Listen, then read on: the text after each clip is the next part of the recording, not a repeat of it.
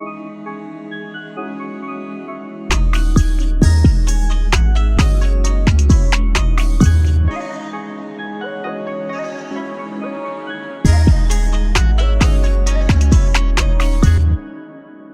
right, we're here, and for chapter 1053, had to bring back a legend, right? Had to bring back a legend. Some of you guys may know who this is. OneWorldHD. What's up, bro? You give me too much credit. How you feeling, bro? Pretty good. I'm in retirement now, you know. You see, YouTube retirement. Like I said, people more than likely know OneWorldHD, Monkey God. Monkey God theories went crazy. Brought him out of retirement for a little bit just to talk about this chapter. Is a big one. So I appreciate you joining me, bro. Oh, anytime. Thank you for having me on. I guess before we start, let me ask you, like, what are your feelings about Wano? Reading it by yourself. Oh, it's complicated. It's complicated. Like, I like it. I like it a lot. Yeah. There are some questionable decisions Oda's made, I think. What don't you like?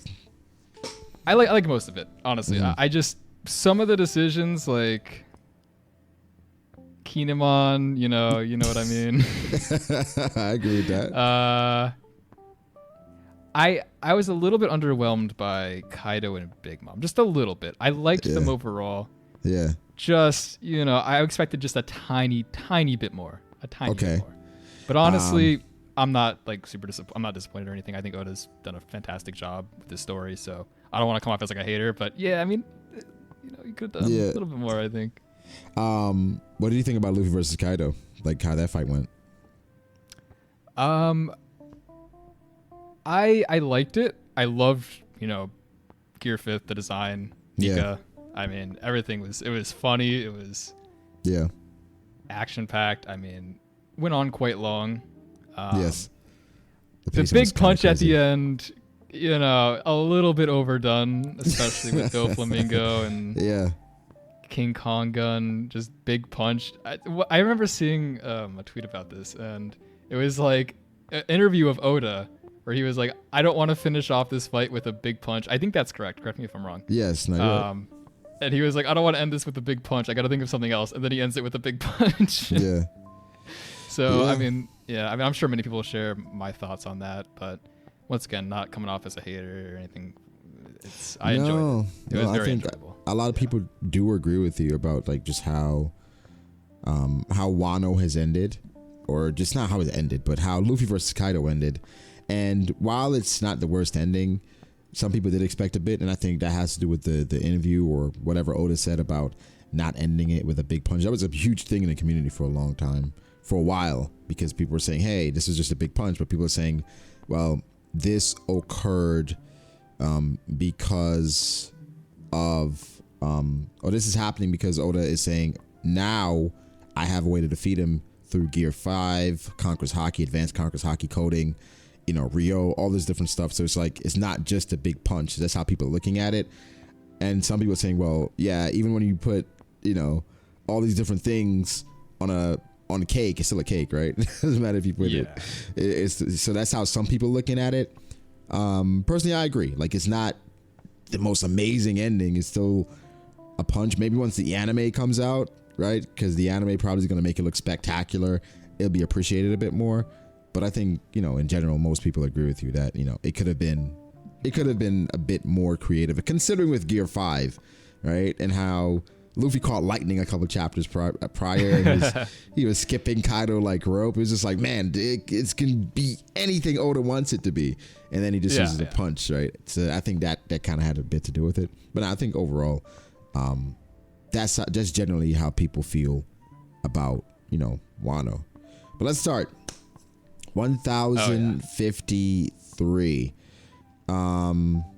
Wait, what do you think about a cover story real quick that's going on with Germa and Caesar being back and invading Whole Cake Island? Any thoughts about that? Yeah, that's interesting. I do want to, I want to see what happens with Caesar, man. Like, I expect, I know I was hated as a Caesar fan, but I do like Caesar as a character. He's interesting, and I like his abilities. And hopefully something happens. Hopefully we get to see him again. Yeah. If Jerma gets to use him, that's fine. That's cool. Yeah. Or I don't know. Yeah, I mean, he's going to play a part in the story for sure. I wonder just because this chapter 1053 could tie into what's going on in the cover story. We'll talk about that in a bit. Because it's like, never underestimate the cover stories. We saw what happened with Buggy. We saw what happened with Buggy. Background cover stories ends up, Yeah, that's true. All right. Chapter starts off and they're talking about this photo and, how basically they're trying to remove the D from the photo. And basically they're tying it to Luffy more than likely because at first my thought was, could it be somebody else that they're trying to hide that they're a D that we don't know yet? But when I went and reread it, they're talking about the photo that was sent in by CP0. And then after Big News Morgan said it's like a mystifying appearance, which kind of confirms that they're talking about Luffy's photo. But now they're trying to remove the D from his name. How do you feel about that? Right. Yeah, I mean, that's the only poster with the D on it, I think. Yeah, so... Mm-hmm. Yeah, that is a bit odd. Like, I'm pretty sure most people have already seen the D, so I mean, maybe they're just trying to retroactively be like, "Hey, no, it was our mistake. He's not a D. No, it's just random dude." Yeah, but it's like what happened with Gold Roger, right? Where it's like they start calling him Gold Roger as opposed to. Oh, okay, that's a good point. Yeah, that makes sense. So it's like it's silly though. Like, if this is something that you've done in the past, why would you ever put D on anybody's bounty poster? Like, is that big yeah. Like, I wonder if it's intentional or maybe like some kind of, I don't know. It's weird. It's weird as heck. So that was one thing. I guess as we go on, did you see Sabo in the chapter? Sabo? Yeah. See, was he in the chapter? See, a lot of people missed it. But it's pretty much on the second page, where you see this guy is reading the newspaper right next to the text about Big Mom and Kaido. The bombshell news of the defeat of the Emperors, Big Mom and Kaido. Oh, I see it now. Oh my God, I see it. Yeah, because he... Oh my God. All right, so now what do you think? Oh no. What are your raw thoughts upon seeing what happened? Panel? No, I want to know. They're cutting it out. Man. Yeah. It was really small.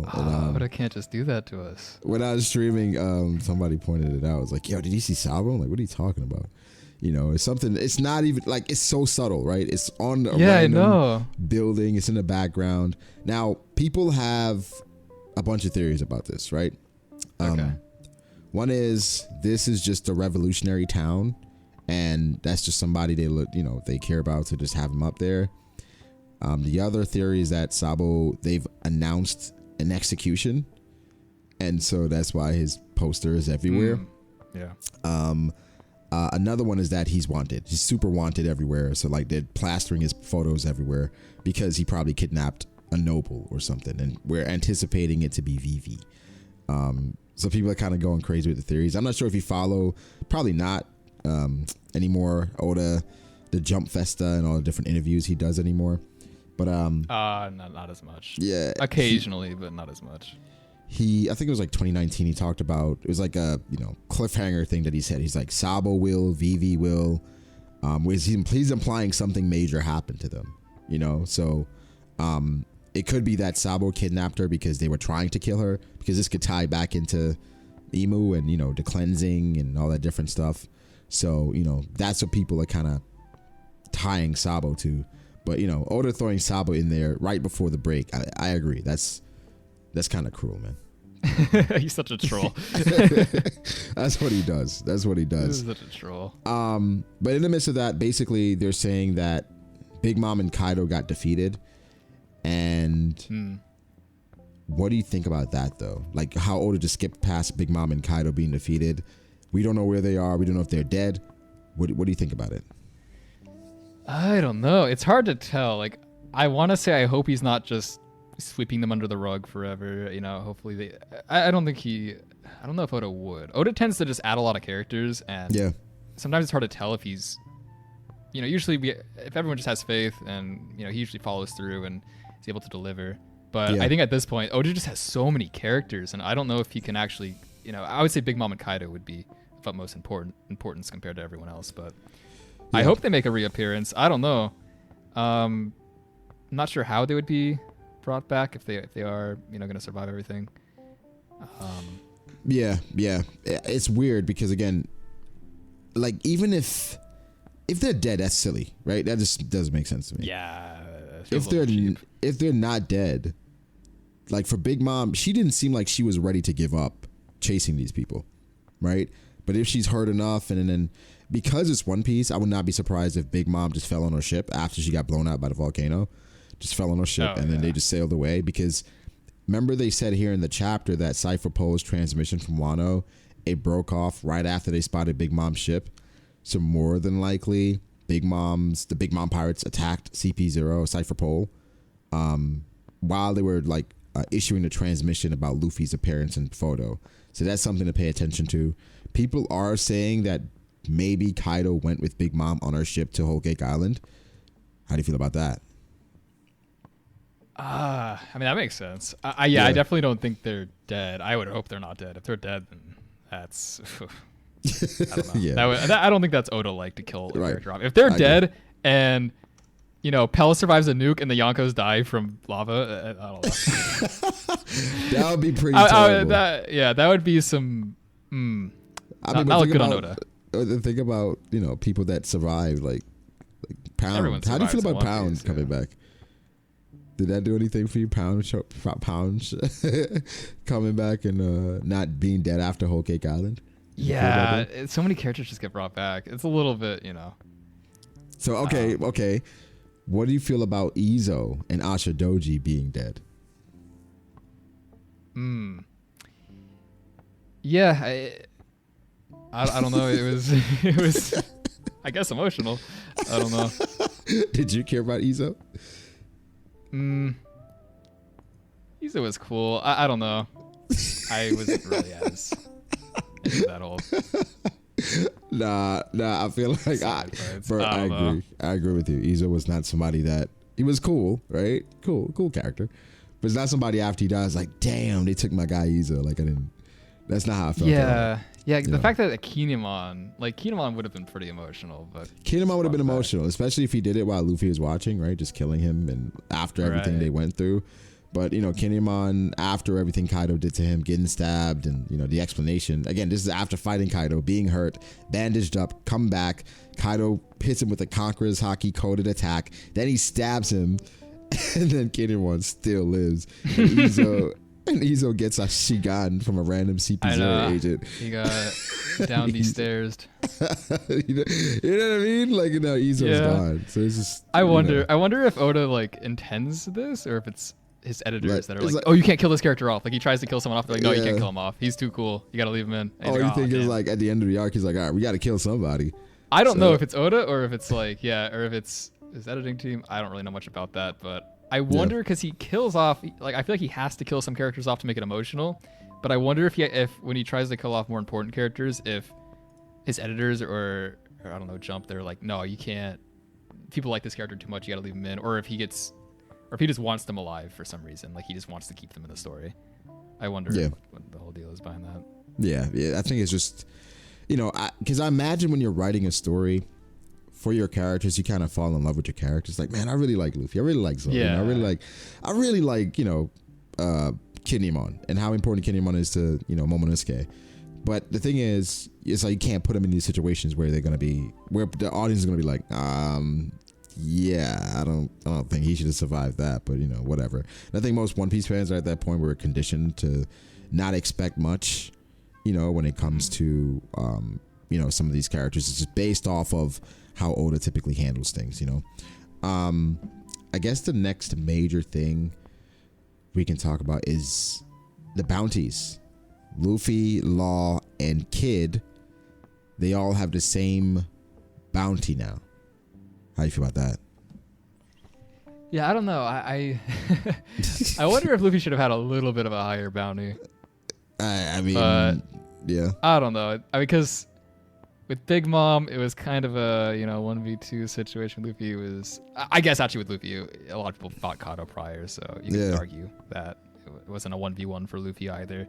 Right. But I don't know. I think from the perspective of everyone watching, Luffy probably appeared stronger. But I guess the Marines too, the world government, they don't care about power scaling like we do. So they're just like 3 million or 3 billion, 3 billion, 3 billion. Yeah. They're all dangerous. Just get them. They don't really care as much because people are gonna be like arguing over the power level now with the bounties. They're like, oh, is Luffy stronger than Kid or Law? But yeah, I don't think bounties reflect power scaling quite as much as they used to. No, I agree with that.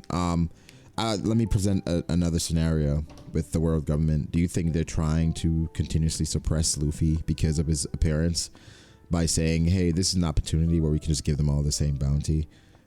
Because, that would make sense. Yeah. Yeah. Because, I mean, Luffy came into this at 1.5 and his doubled, right? But coming into Wano, Kid was at 400 and something. Law was at 500. So Kid went up like 26 and Law went up 25. Kid went up 2.6 and Law went up 2.5, like 2 builds. And I was kind of thinking that like maybe they are just trying to mask Luffy's strength by being like, oh, they're all dangerous here. All 3 billion. Yeah, don't worry about that random looking guy in the middle. Like the glowing guy. Yeah, exactly. So,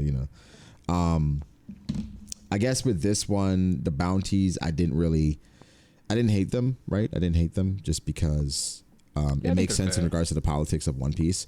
And I understand what the world government is trying to do, but it's like sometimes the Gorosei, they've been coming off a bit more incompetent, right? It was just like, yo, we didn't approve the D or it's like, yo, what are y'all doing? What's going on over there? Like I'm sure Emu was like asking the same thing, like, bro, what is happening with you guys? Everything is just falling apart, like for the Navy, and I don't know. It's so hard to comprehend like what's happening behind the scenes with. With all that different, because we don't really understand as much of the inner workings. We can only see what they show us. So it's we were trying to like throw things together to see what makes sense. I guess as we move on, I wonder how intelligent Emu is then, or how much of this he is in control of. Like, because I think ever since we saw the Gorosei kind of kneeling before him, they kind of lost a lot of their strength in our eyes, maybe. Like they're it's like you guys aren't the decision makers, really. Like they're not the top dogs anymore. So when they're not in control, it's not as surprising as it would be before. Emu and everything. So I'm wondering what Emu's doing behind the scenes too. It's. I would like to see at least get some dialogue from Emu to see what Emu's feeling. What does Emu think about all this? What do you think about Luffy? But maybe Oda's hiding Emu because whatever Emu is, he or she, that could reveal a lot about who they are. That's why I'm probably keeping it quiet. I guess for the most part, the next thing could be like Nico Robin and Hitetsu and Sukiyaki. Did you hear enough? Like, because you're not as in the community anymore. Did you hear about the Sukiyaki theory before then? The Hitetsu, because it was like a major thing that Hitetsu was Sukiyaki, and a major reason was because they both have the same voice actor in the anime. So it's like something that, so that's something people had like thrown together already. But what do you think about this Nico Robin thing, about her not basically telling them that all the way in Alabasta they said that the ancient weapon was in Wano, in this entire scenario? Yeah, the Pluton. When I saw that, my jaw just dropped. I was like, no way. Yeah, right? It was like, what the heck? The fact that she didn't tell anyone, I guess in Robin's mind, she also doesn't. I guess she realizes the crew might not care as much about getting their hands on like an ancient weapon, or I don't know. Maybe there's something she knows that would like doesn't really involve the crew as much. No, I think it's definitely something that. Well, I don't know. It could be a One Piece thing, right? Where it's just or a Robin thing, where Robin doesn't say anything until it's necessary. Right. It's typically because I don't know. Like, kind of like what I said earlier. Just I don't think she wants to involve them, or maybe they just like Luffy in particular. He doesn't care, right? He's just like, oh, Pluton's here. Cool. Okay. I don't really care. And then Robin's like, why am I even gonna tell him? He's just gonna care or listen. I didn't think about that angle. But that makes a lot of sense. Like, who now, would she Nami, say that to like, really care about that? Mm-hmm. I guess like I could see Nami maybe being upset. Like Nami maybe because she's Frankie. Frankie, yeah. Oh, Frankie for sure. I mean, maybe she already told Frankie. Who knows? Maybe she already told Frankie. Remember Frankie was supposed to get the anti-Kaido weapons. Maybe that's what it was. Right. That because Frankie can build the anti-Pluton or whatever. So maybe, but it's just, we know this from Robin. Like, she's going to say what's necessary. So she probably knows a lot more, right? But she's not going to say it, or we're not going to find out about it until it's absolutely time to, Right. Now, the most epic part of this chapter, we go to Udon, well, the former prison of mine in Udon, and we see some familiar faces in King and Queen, and they are being strangled by that boy Green Bull. Cody, like, what has always been your stance on Yonko and Admirals? Like, how have you, I forget actually, like how you felt about the power scaling. It's hard to say. Like, dude, Oda. I don't know. I don't even think Oda knows his own power scaling at this point. I think it's whatever he feels like. But no, with Admirals, I mean, controversial take. I think like a Kainu. I don't think he's like Yonko level, but yeah, he could be close. I think. Okay. So I don't know. Maybe at this point he could be Yonko level. It's hard to say. Like, we don't have that many examples of like Yonko dealing. Like, we have Whitebeard, but Whitebeard's, I don't know. He's a little bit different. And that wasn't like a complete 1v1. Yeah. Whitebeard, like, power scaling's so hard to talk about because Oda's, Oda's super vague. Doesn't really give us very much. vague. Yeah. So I would, like, they're probably for sure much better than like right hand man, like Yonko right hand man. Yeah. But so this is not shocky when Greenville was able to take down King and Queen. Yeah, I mean, they were weakened, right? Like, they were probably. Yeah, they were definitely weakened. Yeah, it wouldn't be surprising if he's just hitting them while they're down too. So that's what made it easier as well. Mm-hmm. But I wouldn't say it was like that shocking. Like, I wasn't looking at this and going, "What? How is that possible?" I wasn't really impressed by King or Queen that much, to be honest. I didn't think they were. Okay. They were cool, but yeah, the fights were very short, in my opinion. Yeah, this has been a major area of contention because I push forth the Admiral agenda because I do think in general Yonko are stronger, but I think Admirals can compete. And I think it's clear the Admirals are stronger than Commanders. But it's like over time, people completely shit on the Admirals and say, especially based off Marineford and how that went. So people look at that and think, oh, yeah, of course Commanders can beat Admirals, whatever. But I think here, something that people say, of course, they're hurt. They just lost to Zoro and Sanji. But then I think about, with Queen and Big Mom. Remember Big Mom like beat Queen back in the day? Like all the way back before like Queen knocked out Big Mom. And she pretty much just demolished Queen. And then Queen recovered pretty quickly. I think in this scenario, it's just like they're Zoans, they're ancient Zoans. It's been 7 days. And I know people are saying, well, they could have sea stone cuffs on. We don't see the cuffs.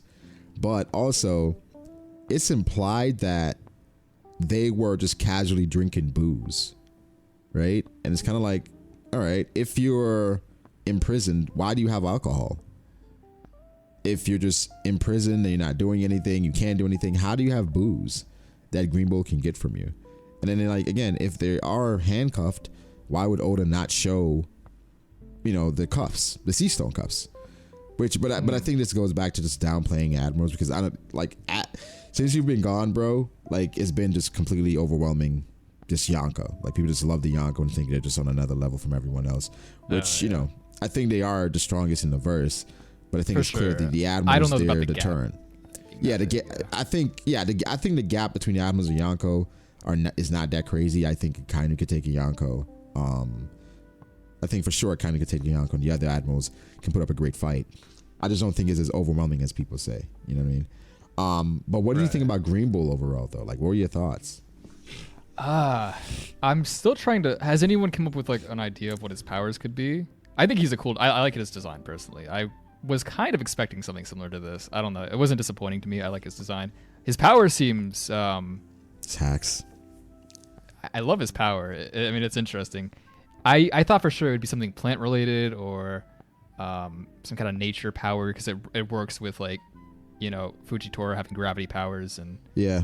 I think a lot of people made those theories early on. So and green bull, green plants, yeah. Yeah, but yeah.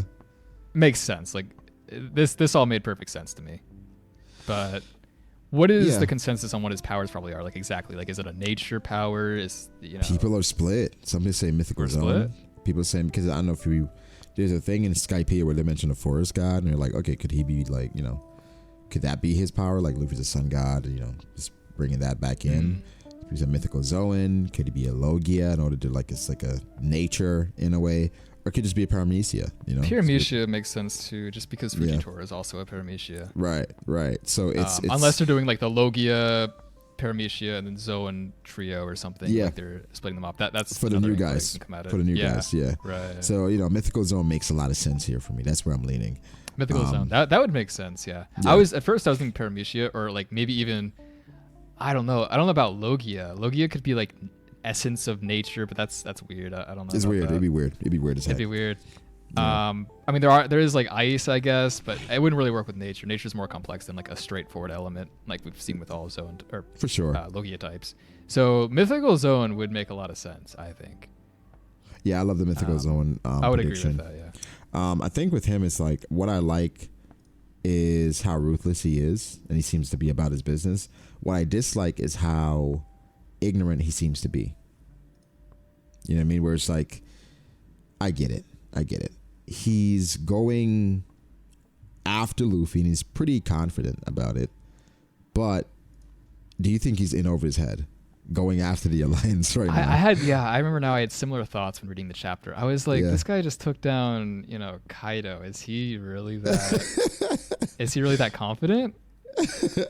Like, I guess we just saw him took down 2 commanders. We don't know the exact logic behind that or how it played out, but sure, he's strong, but this guy thinks he can just casually waltz in and just take on Luffy and his crew and like whoever else. Like, it's insane. Unless he just has some really cheesy power. Like maybe that's how he won this against the commanders. Like maybe his power is just really OP if people don't know about the way it works or something like that.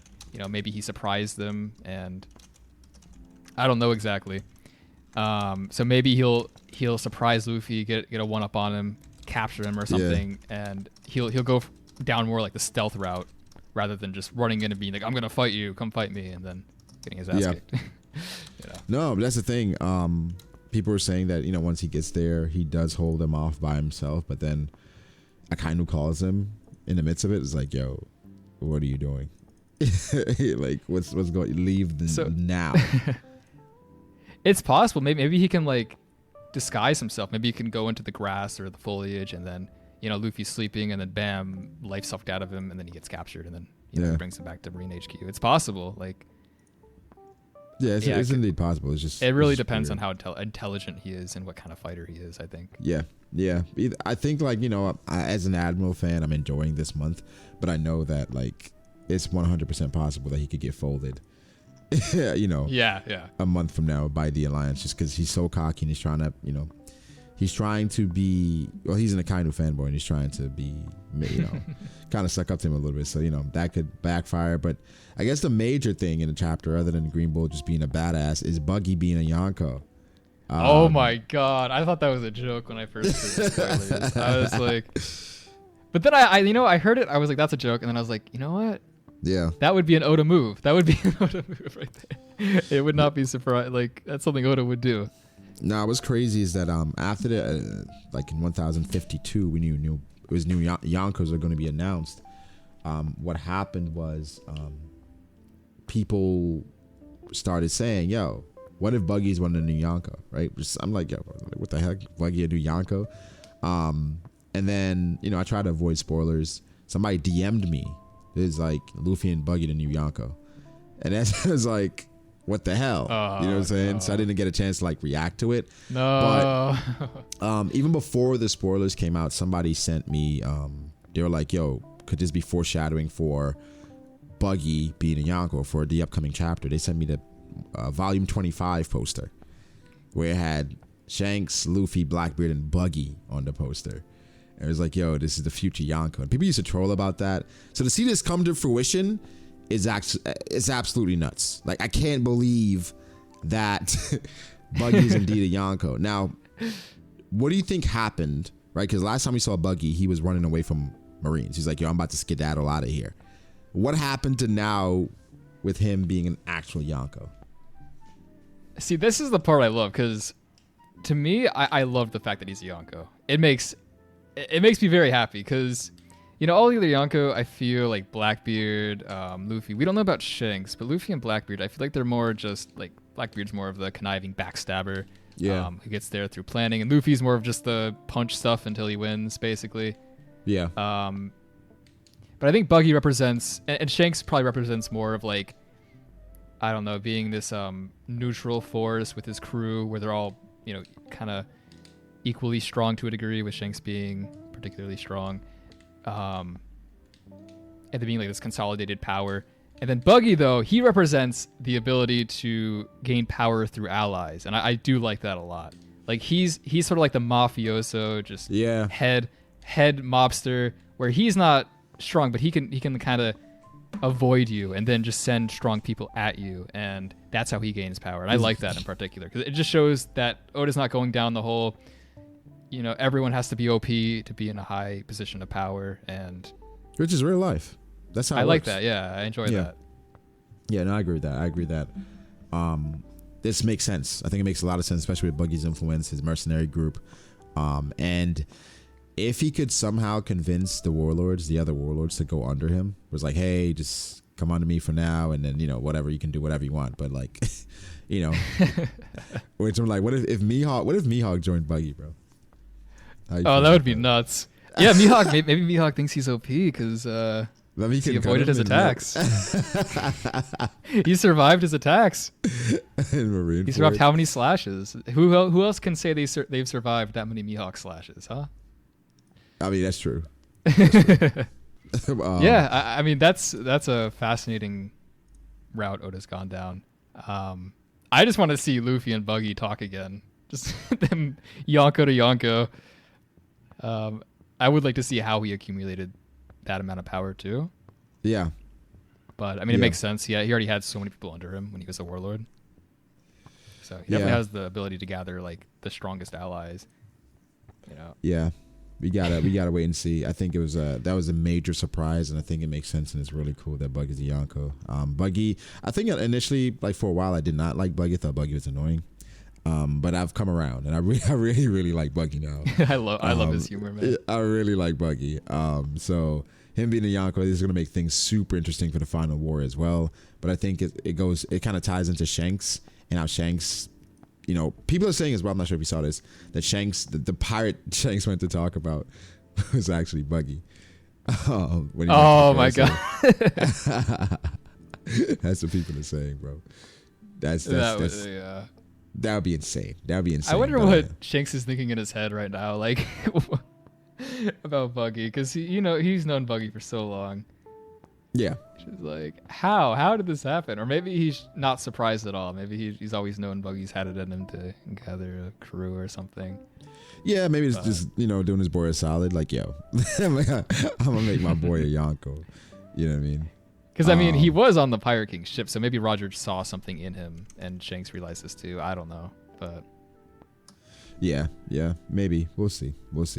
But overall, I don't know if we still rate the chapters. Do you rate the chapter? What would you rate this chapter? This chapter, I mean, I would give it 9 or 10, maybe. Yeah, I thought it was excellent. Maybe like a 9.5. I mean, there were so many mind-blowing reveals, and all of them, each one of them, like, my jaw just dropped at each one. So, it was some top-tier writing, I think. Yeah. I mean, this was typically I don't rate a chapter really like that anymore, but I think it's a 10. definitely a 10 because of just everything we got. And even going into our break, I feel satisfied. I'm like, all right, this can hold us over for a while. You know, we have a month, but you know, it. I think this could be interesting. Yeah, gave us a lot to talk about, so I guess he. Yeah, for sure. But Money, I appreciate you joining me, man. Coming out of retirement for a bit just to talk about this chapter. I don't know if you want people to find you anymore. I mean, I'm still on my Twitter. I haven't really talked a whole lot. I might release a video soon. It's probably going to be about this project I've been working on. It's like this. If anyone plays D&D, I released this like One Piece conversion system where you can build your own like tabletop One Piece adventure using 5th edition rules. But we'll see how that goes. It was more of a little fun project I was working on the side. Kind of like the Devil Fruit quiz you did the other. Yeah. You see, I started all this when I was doing YouTube. And then just over time, I was like, what if I just finish these? And I finished them. And now I'm like, well, I don't want to do that again, man. But this I don't want my work to go to waste. More in depth. Oh yeah, for sure. Doing that Devil Fruit quiz more in depth, and then more Devil Fruits for sure. I think that'd be dope. That'd be a dope video. Oh man, yeah. The Devil Fruit quiz that took a while to make. Yeah, I know a lot of people did like it because it kind of spread like wildfire. That was fun to watch. I watched King of Lightning and Zoro Fanboy and their Devil Fruit powers, and I was dying.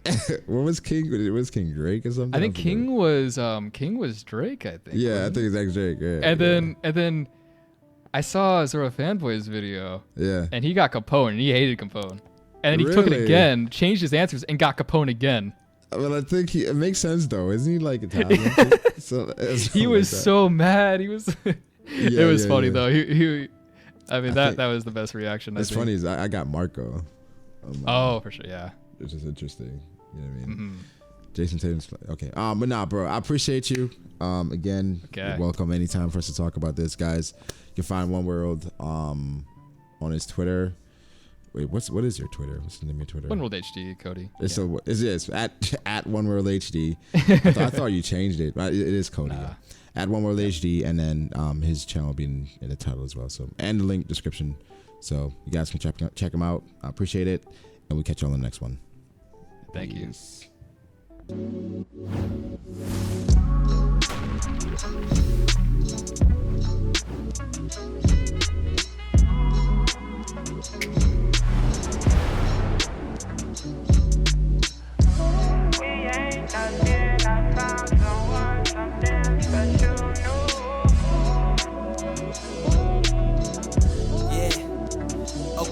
I start doubting me, I felt lost. I rewrite it.